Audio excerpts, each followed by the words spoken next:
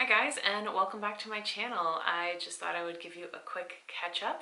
It's been a couple weeks since we last chatted. I've been traveling a lot and I have a lot of travel upcoming. So the TLDR is that I am feeling really good, really in control of my food. I haven't lost a lot of weight yet. Well, up and down, but I'm feeling good, and I know that if I am consistent over more than like 2 weeks, I'm gonna lose the weight that I want to lose. Like, I am very, very confident in this. So just a quick intro. I had vertical sleeve gastrectomy, which is a weight loss surgery, back in October of 2016. Oh my gosh, we're coming up on 7 years. That's crazy. That's crazy. When I first started this channel, I remember seeing people who were 8, 9, 10 years out, and I was like, how is this still a part of your life? But it is, you know. I think what people often don't say is that even after you have weight loss surgery, you have to continue watching. Even if you haven't had weight loss surgery, you have to continue watching what you eat, being mindful and making good choices for the rest of your life if you want to be a healthy weight. I'm not saying you have to be on like a strict diet for the rest of your life, but you have to be aware of what you're eating always if you want to be a healthy person. Why did anybody tell me that? It's okay. It's okay. Doing great. So my high weight, starting weight was like 269. I am 5'8". I am now 37 years old. I reached my goal weight of 100 pounds down. I reached 165 by December of 2017, so about 14 months after surgery. And then in 2018, 19, 20, I gained like 12 to 15 pounds per year, which was like not a lot at the time because it's 1 or 2 pounds a month. But at that point I was like 50 pounds up, which felt like a lot considering I only ever lost 100. So in, what did I say, 18, 19, 20? Yeah, 2021, 2022, and now 2023, here we are working to get it back off. So my highest regain was like 222, and my lowest was October of last year, which I keep thinking like, oh, it was recently in October. No, that was almost a year ago. I was 185. I'm now in the neighborhood of 205. So I would like to live in the 170s. That's my ultimate goal. So in the last month or two, I don't know how long it's been, I have hired a coach, Jonathan Shane, the Keto Road. He has a YouTube and an Instagram, and he's a really just great guy. He is a nutrition coach and a fitness coach, and he's taken all the certifications and he knows all the things, and he's also a good friend. But it's been really nice to work with a coach. We meet once a week and he modifies my macros a little bit, but every single day I like log into this portal and tell him what I weigh and what I ate the day before and how I'm feeling, and he gives me feedback every day, which is just really nice to feel like there's somebody who cares. Not that you guys don't care, you know, or my husband or my mom or whatever, but like somebody who's like actually keeping their like finger on the letter of, what am I trying to say? You know, keeping track, really keeping track of where I am and how it's going. So, yes, I am really surprised at how quickly I've been able to break bad habits, and this is something that we've worked on, is that I, over the last, I don't know, year or so, had kind of fallen into these bad patterns. And I don't mean bad, like, I'm bad about seeing things in black or white, good or bad, you know? When I realize really like there are some better choices and there are worse choices, but it doesn't mean they're good or bad. For example, a small example, Sundays are my favorite day of the week. On Sundays I go to the gym in the morning, then I sit and chat with my friends from the gym and we have coffee, and it's like this wonderful social hour or 2 hours. Then I used to always go to Starbucks, then I would come home and do the Sunday crossword puzzle with my husband, which takes a couple hours. Then we would grill and just like eat all day. But I'm talking food from the grill, so like it's wings, it's thighs, it's burgers, it's all low carb. Does that mean it's healthy? Not if you eat too much of it. So for example, just a small change I've made is when I leave the gym, I don't get my egg bites and my coffee from Starbucks. Look at that, that's like 500 calories. I just cut out of my day and I don't even miss it. Also, I'm just tracking the wings and burgers that I eat and the thighs. You know, And sometimes that means I'm not eating as many as I would have otherwise, but that's good, you know? Like, I was on an upward trend there for a hot minute, like since October of last year. And now we're on our way back down. So I'm feeling good about that. But anyway, so the first week I didn't go to Starbucks after the gym, was like, oh, I really want to go. And the second week I was like, you know, I normally go, but this week I'm not going to. And by like the third week, I don't even want it anymore. Like, it was so quick and easy to change that habit. It just has to be something that you do intentionally, I think. If you just hope that your life magically gets better, it probably won't.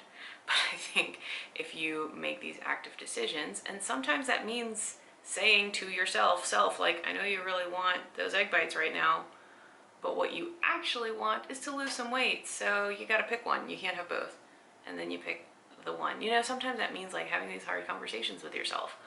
Or, hey self, I know you want just one Oreo before bed, because we got these like Nintendo themed Oreos and they're so cute and they all have different characters on them and we want to see which characters we get every day. Like, having one Oreo before bed, bad habit. Yeah, they're only like 40 calories, but it's a bad habit. And so, you know what? I'm not gonna have an Oreo today. Maybe my husband will have one. Maybe he won't. Maybe I'll have one once in a while, but not every day before bed. So little things that I've been tweaking have been really surprising to me in how easy and not painful it has been to change. So that's good. Sorry, I'm looking over here because I made some notes. Also, navigating travel. This is something that I am very, very pleased to be tackling and to have a lot of upcoming practice with. So since I started coaching with John, I think I've traveled 2 or 3 times. 2 or 3 weeks ago, I went to Los Angeles with some girlfriends for a Swell Season concert. I also stayed an extra day and went to Disneyland by myself. It was amazing. If you're interested in seeing more about my travels, I did start a new Instagram page called Where's Chella? So check that out. I would love to see you over there. That page is just travel stuff. And then last weekend we went to the beach. My husband's family has a camp in Grand Isle, Louisiana, which is like south, as far south as it gets, and it's beautiful. And it was really nice weather, and we just relaxed on the beach. That was great. Next weekend I'm going to be in Santa Fe with some friends. The following week, my husband's parents have a beach house in Orange Beach. We'll be there for a week. Then after that, we're taking a road trip out west for like a week or 2, TBD. So a lot of travel upcoming, which means I'm not home, I'm not weighing my food, which makes it harder to track. I'm trying to track, you know. I'm trying to be pretty mindful of my caloric intake and things like this. So I was like, John, look, I need your help with travel, because in my head, travel is like fun, free time to just eat all the chips and cookies and candy and junk food that I don't even normally want. But in my head, it had been pre-programmed that on a road trip, you stop at the gas station and get all the snacks. Or before a flight, you stop in the little convenience store and get all the snacks. I'm not normally a snacky person. And he was like, well, how do you feel about fasting on travel days? I was like, no. So he's made a very simple rule for me that I can follow, and it's been, for the most part, fine. The rule is protein shake with my coffee in the morning, and then 2 meals. That's it, no snacking. And the meals should include protein and vegetables. Like, that's not very hard. It's not a complicated rule. I don't have to be traveling with a food scale. I don't have to be deprived and skipping meals and everybody's like, oh, what's wrong with you? You know, I don't have to be socially ostracized, which is something I think about when I travel, because travel is a very social activity. It feels great. So for example, when I went to Los Angeles with my friends, one friend had brought like a big box of cookies and crackers and snacks and whatever to just like keep in the room. But they're like Cheez-Its and stuff. It's not even like, oh, this is a unique thing that you're only ever gonna try this one time. No, but if I didn't have this rule in my head, I would have gone ham. I would have eaten all of them. But I was aware enough to say, I'm not hungry, I don't want Cheez-Its because I'm starving. Not at all. I would eat them just because they're there.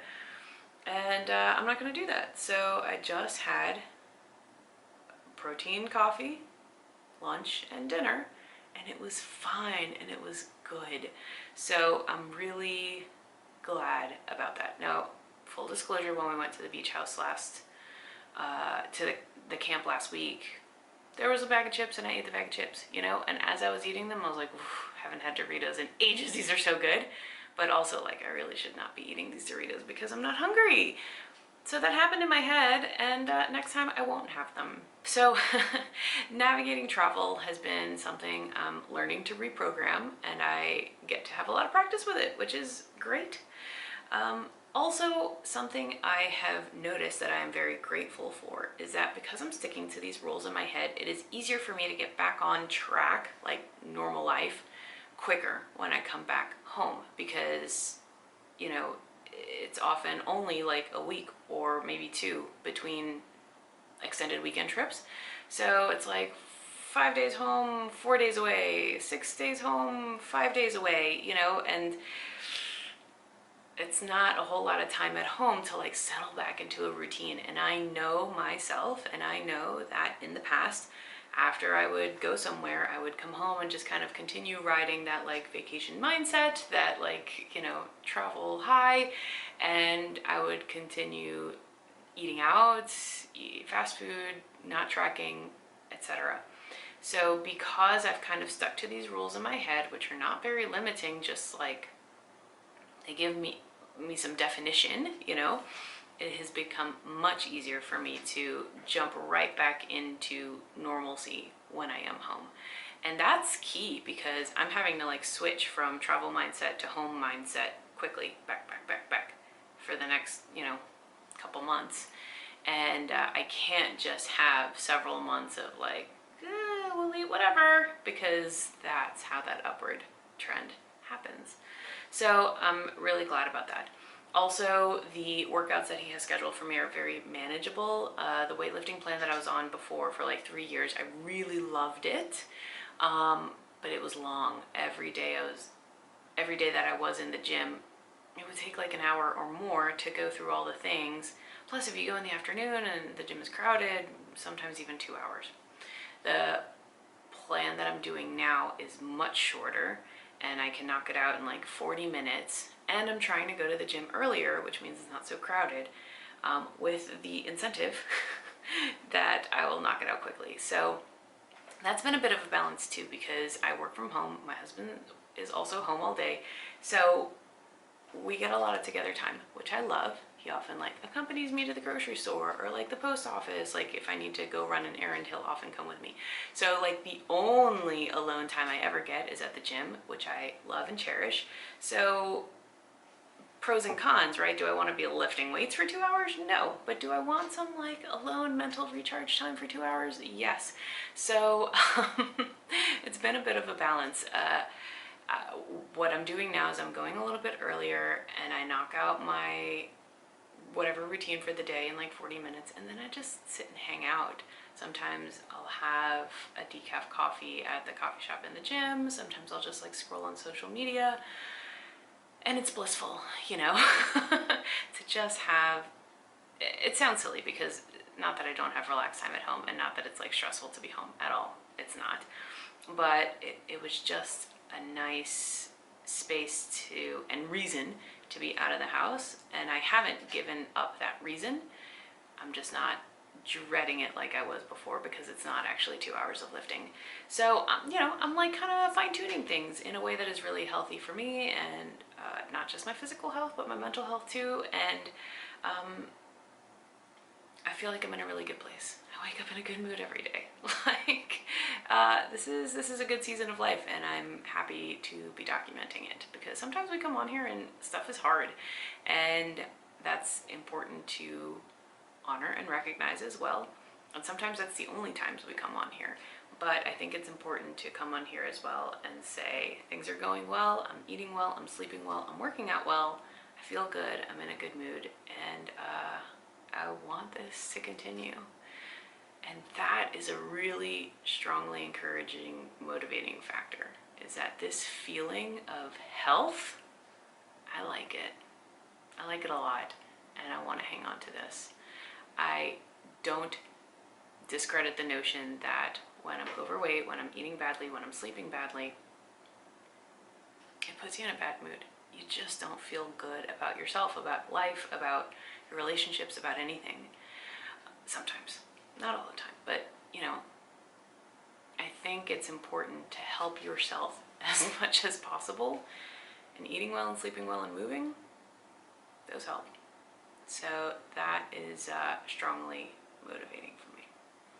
That's it. That's all I have to say this week. I may or may not be having my gallbladder out, but I have an appointment with a surgeon to discuss options next week, so I'll check back in and give you an update regarding that.